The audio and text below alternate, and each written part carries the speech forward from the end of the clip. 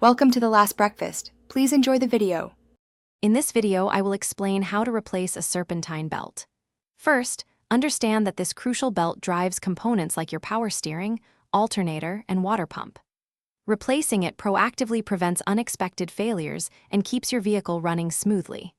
Before you begin, ensure you have a new serpentine belt, a 15mm wrench or socket, a ratchet, and a flat blade screwdriver. Having the right tools makes the job much easier and safer for you. Safety first. Begin by disconnecting the negative battery cable using an 8mm wrench to prevent any electrical issues. Next, find your vehicle's serpentine belt routing diagram, often located on the radiator shroud or under the hood. This diagram is vital for correct reinstallation. Now, attach a 15mm socket and ratchet or a 15mm wrench to the belt tensioner. Push down on the tensioner to relieve the belt's tension, then carefully slide the old belt off the pulleys. Before installing the new belt, take a moment to inspect all pulleys for any signs of wear, damage, or misalignment. Clean any grime from the pulley grooves.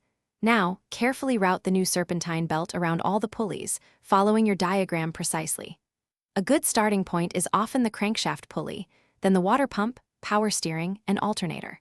Once most of the belt is in place, use your 15mm wrench or socket to pull back the tensioner again, creating enough slack to slip the belt over the last pulley.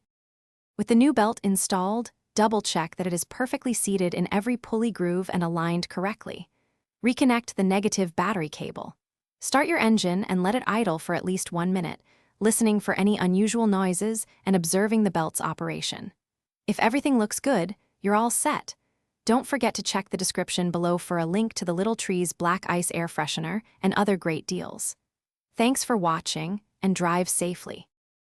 Thanks for watching. If this was helpful, leave a like and consider subscribing. See you next time.